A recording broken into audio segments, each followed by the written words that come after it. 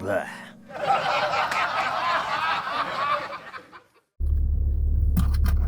So, conceptually, I love Earth Day. I love what it's all about. You are creating awareness about our environmental plight on planet Earth.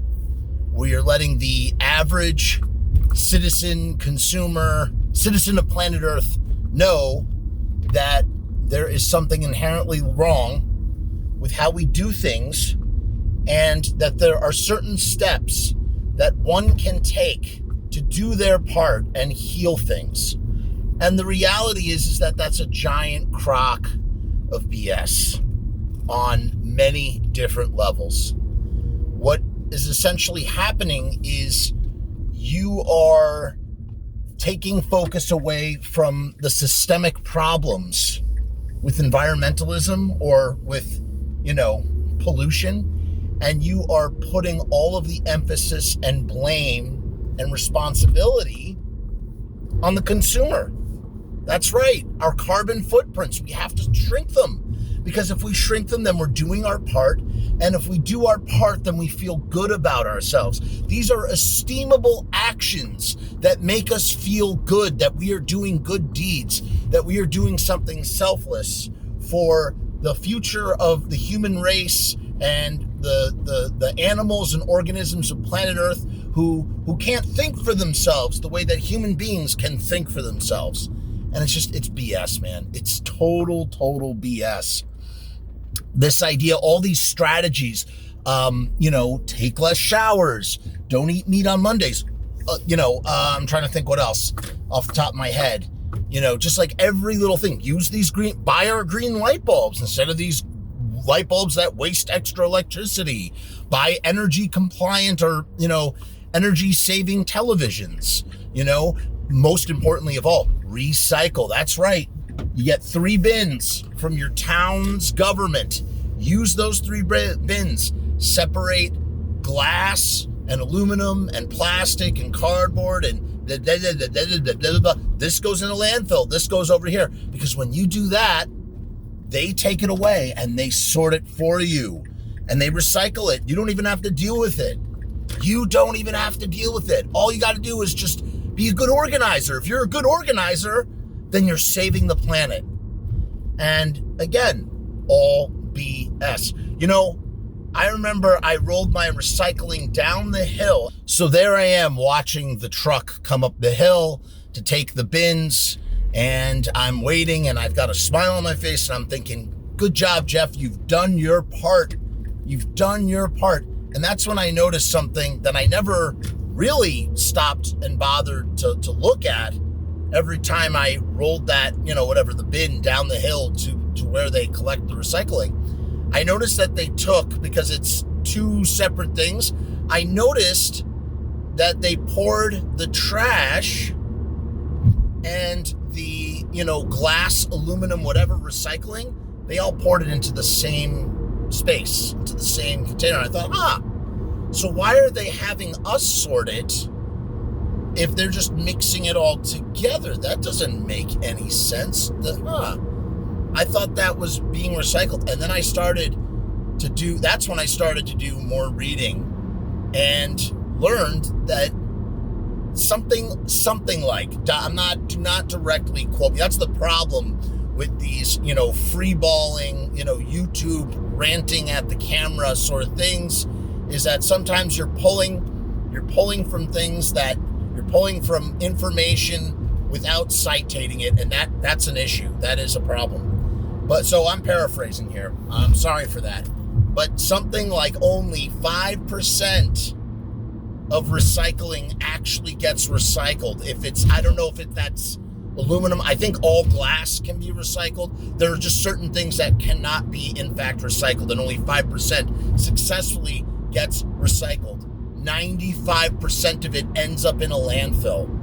And that made my jaw drop. And I said, so why am I recycling? What is the point? And that's when I realized this is all about deflection, man. It's all about deflection. We're going to put all of the emphasis on you, the consumer. You are the problem. It is your burden to deal with these things, when in fact the problem originates at a systemic and corporate level. It originates from lobbyists going down to Washington and whining and complaining about why they can't dump here or how they make their products. And that's the thing. Ultimately, your aluminum cans are not being properly recycled because there's a plastic lining inside. That carton that you threw out into the paper bin cannot really be recycled because it's got an aluminum, or it's got like an aluminum foil that goes on the inside to seal in freshness. All of the packaging cannot be recycled. It was designed to not be properly recycled in any kind of meaningful way. You send it to the recycling plant, the recycling facility, and they have to stop the machines and pick out the bits that get caught in the gears or whatever. Again, totally paraphrasing here. It's more nuanced than that, but I'm just giving you a general sort of bleh of what is happening. And so I'm sitting here going, wow, this is what an amazing form of projection that is.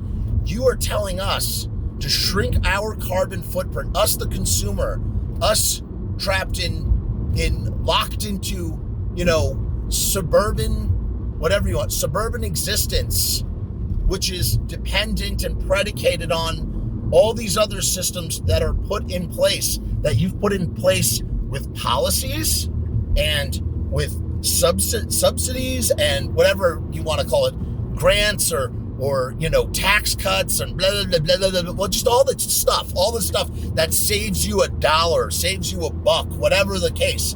We're going to blame you. We're going to say, you need to do better. You need to save the environment, not us. We're going to do whatever is convenient that's going to make us the most amount of money, because that's how capitalism works, ultimately.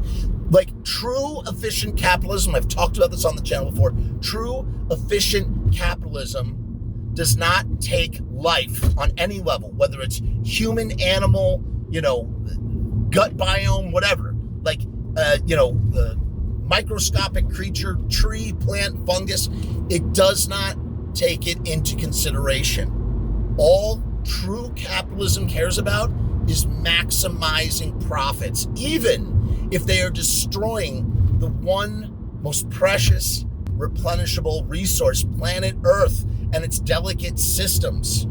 And we have become so out of sync with nature in a way where we don't respect it, and all we care about is money on every level, from the lowly consumer all the way up to the highest echelon of organization, whether it's government, corporate, or otherwise.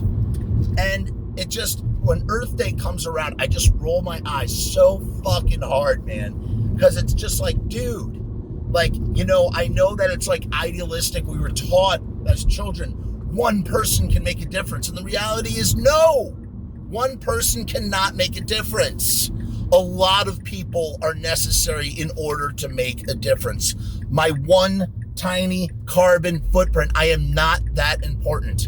And my one tiny carbon footprint for sure adds up, but it is just one of millions. And if all of us are not doing it together, which we're not, and we never are, because some people just don't care.